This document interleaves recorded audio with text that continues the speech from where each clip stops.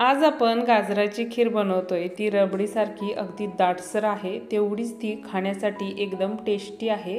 जरी तुमच्या घरी पाहुणे आले तर तुम्हाला जर स्वीट पदार्थ बनवायचा असेल तर नक्कीच तुम्ही त्यांच्यासाठी अशी रबडीदार गाजराची खीर बनवू शकता। त्यामुळे रेसिपी तुम्ही शेवटपर्यंत नक्की बघा। नमस्कार, मी सपनास इंडियन फूड्स कुकिंग रेसिपीमध्ये मी तुम्हा सर्वांचे स्वागत करते। आज ना आपण गाजराची खीर बनवतोय। त्यासाठी इथं आपण ना इंद्रायणी तांदूळ घेतलेला आहे। इंद्रायणी तांदळाला ना वास खूप छान असतो, त्यामुळे आपण खीर बनवण्यासाठी इंद्रायणीचा तांदूळच घेतलेला आहे। त्याच्यामध्ये पाणी ओतून त्याला चांगला चोळून धुवायचा, म्हणजे असं पांढरं पाणी ना असतं ते ओतून देणार आहे आपण। असंच ना आपण 2 ते 3 पाण्याने ना स्वच्छ इथं तांदूळ धुवून घेतलेला आहे। नंतर स्वच्छ धुतल्यानंतर मग त्याच्यामध्ये आपल्याला पाणी ओतायचं आहे आणि पाणी ओतून नंतर मग आपण ना तांदूळ अर्धा तास एवढा भिजवून घेणार आहे। तोपर्यंत इकडं आपण ना गाजरही किसून घेतलेला आहे। इथं मी 2 गाजर ना किसून घेतलेले आहेत। आता आपण गॅसवरती कढई ठेवलेली आहे। कढईमध्ये आपल्याला ना तूप ओतून घ्यायचं आहे। 1 चमचा एवढं तूप आपण घेणार आहे। तूप थोडंसं आपल्याला गरम करून घ्यायचं आहे। नंतर मग त्याच्यामध्ये थोडेसे आपण काजू आणि बदाम ना तुपामध्ये फ्राय करून घेणार आहे। गॅसची फ्लेम लो ठेवून ना त्याला एक थोडासा ब्राऊन कलर येईपर्यंत आपल्याला ते तुपामध्ये फ्राय करून घ्यायचे आहेत। नंतर मग तुपामध्ये फ्राय झाले की नंतर मग आपण ना इथं आता एका प्लेटमध्ये त्यांना काढून घेणार आहे। नंतर मग आपल्याला त्याच तुपामध्ये ना गाजर फ्राय करून घ्यायचं आहे। म्हणजे गाजरात आपल्याला गॅसची फ्लेम फुल करायची आहे आणि फुल फ्लेमवरती आपण तुपामध्ये गाजर चांगलं परतून घेणार आहे। गाजर चांगलं तुपामध्ये परतून घेतलं की त्याच्यामधलं जे पाण्याचा अंश असतो ना तो कमी होतो।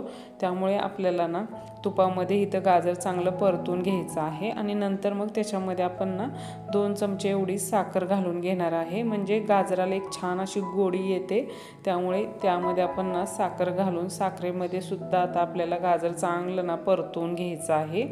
जेवढं गाजर चांगलं परतून घ्यायचं ना तेवढी खीर छान होते। खिरीसाठी ना इथं आपण ना 1.5 लिटर एवढं दूध ना उकळून घेतलेलं आहे आणि दूध आपण म्हशीचं घेतलेलं आहे। फुल फॅट दूध घ्यायचं, म्हणजे खीरसुद्धा चांगली रबडीसारखी होते। त्यामुळे आपण इथं फुल फॅट दूध वापरत आहे आणि गाजर पण छान असं आपण परतून घेतलेलं आहे। नंतर मग त्याच्यामध्ये इथं आपण 2 चमचे एवढं ना तांदूळ घालून घेणार आहे। जे आपण इंद्रायणीचं तांदूळ भिजवलं होतं ना ते आपल्याला पहिल्यांदा 2 चमचे घालून गाजरासंग जरा परतून घ्यायचं। थोडंसं परतवल्यानंतर त्यालाही छान असा तुपाचा वास लागतो, त्यामुळे आपण चांगलं परतून घेतलेलं आहे। नंतर मग त्याच्यामध्ये आता आपल्याला अर्धा लिटर पहिल्यांदा दूध ओतून घ्यायचं आहे आणि चमच्याने आता आपण ना मिक्स करून घेणार आहे। चमच्याने चांगलं मिक्स करून घ्यायचं। गॅसची फ्लेम लो ठेवायची आणि लो फ्लेमवरती गाजर पण आणि आपल्याला तांदूळ पण चांगला शिजवून घ्यायचा आहे। लो फ्लेमवरती आपण एक 7 ते 8 मिनिट ना शिजवून घेणार आहे। तोपर्यंत आता आपण काय करणार आहे, इथं मी एक मिक्सरचं भांडं घेतलेलं आहे। त्याच्यामध्ये नंतर अनेक आपण ना भिजवलेले 2 चमचे इंद्रायणी तांदूळ बारीक करून मिक्सरवरती घालून घेणार आहे। इकडं गाजर आणि तांदूळही छान असा शिजत आलेला आहे। आपण चेकही करून बघणार आहे तांदूळ चांगला शिजलेला आहे की नाही। इथं बघू शकता तांदूळही छान असा शिजत आलेला आहे। आता आपण मिक्सरवरती जी बारीक अशी पेस्ट करून घेतली आहे ना ती आता आपण घालून घेणार आहे। जर तुम्हाला रबडीसारखी खीर पाहिजे असेल तरच ही पेस्ट घालून घ्या।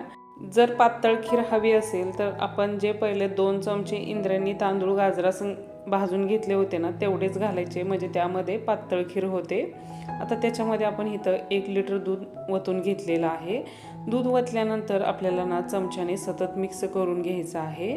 तांदळाचं कसं असतं की आपण मिक्स नाही केलं ना तर त्याच्या गाठी तयार होतात, त्यामुळे इथं आपण नंतर चमच्यानेही चांगलं मिक्स करून गॅसची फ्लेम आता फुल ठेवून खीर चांगली आपण उकळून घेणार आहे। खीर आपल्याला चांगली उकळून घ्यायची आहे आणि चांगली शिजवून घ्यायची आहे। जेवढी खीर चांगली शिजवू ना तेवढी ती खायला अगदी रबडीसारखी लागते। त्यामुळे इथं आपण छान अशी ना खीर शिजवून घेतोय। नंतर मग त्याच्यामध्ये आता आपल्याला काय करायचं आहे, साखर घालून घ्यायची आहे। साखर घालताना आपल्या आपल्या आवडीनुसार घालून घ्यायची आहे. कोणाकोणाला जास्त गोड खीर आवडते, कोणाकोणाला कमी गोड आवडते. त्यामुळे इथं मी 3 चमचे एवढे नंतर साखर घालून घेतलेली आहे. आणि आपण आता साखर ही चांगली मिक्स करून घेतोय खिरीमध्ये. आपल्याला चांगली मिक्स करून घ्यायची आहे आणि चमच्याने सतत खीर ना अशी मिक्स करत राहायची, म्हणजे त्यामध्ये ना गाठी तयार होत नाहीत. त्यामुळे आपण चमच्याने सतत खीर मिक्स करून घेतोय. आणि गोडाचा कोणताही पदार्थ असू द्या, त्यामध्ये ना चिमटभर मीठ घातलं की त्याची चव आणखी वाढते. त्यामुळे मी इथं चिमटभर एवढं मीठ घालून ना ते नंतरही आपण चमच्याने मिक्स करून घेतलेलं आहे. चमच्याने आपल्याला चांगलं मिक्स करून घ्यायचं आहे. आणि नंतर मग त्याच्यामध्ये आता आपण ना विलायची पावडर घालून घेणार आहे. विलायची पावडर घातली की कसं विलायचीचा फ्लेवर ना छान असा ना खिरीला बसतो. त्यामुळे इथं बघा आपण अर्धा चमचा एवढी विलायची पावडर घालून घेतलेली आहे. विलायची पावडर घातल्यानंतर सुद्धा आपल्याला खीर चांगली मिक्स करून घ्यायची आहे. आणि नंतर मग आपण जे काजू आणि बदाम फ्राय करून घेतले होते ना, तेही आपण आता घालून घेणार आहे. आणि थोडीशी आपण पिस्त्याची कतरण ही घालून घेणार आहे. इथं आपली तयार झालेली आहे अगदी रबडीसारखी खीर. इथं बघू शकता मस्त अगदी छान असं टेक्स्चर पण आलेलं आहे खिरीला. खीर आपली आता तयार झालेली आहे. आता आपण सर्विंग करून घेऊया वाटीमध्ये. मस्त अगदी दाटसर रबडीसारखी खीर आपली तयार झालेली आहे. तेवढीच टेस्टी झालेली आहे. जर तुम्हाला हा व्हिडिओ आवडला तर व्हिडिओला नक्की लाईक करा. तुमच्या मित्रमैत्रिणीसोबत, नातेवाईकासोबत हा व्हिडिओ शेअर करा. चॅनलला सबस्क्राईब करा, कमेंट करा. भेटू आपण अशाच एक नवीन आणि छानशा रेसिपीमध्ये. धन्यवाद.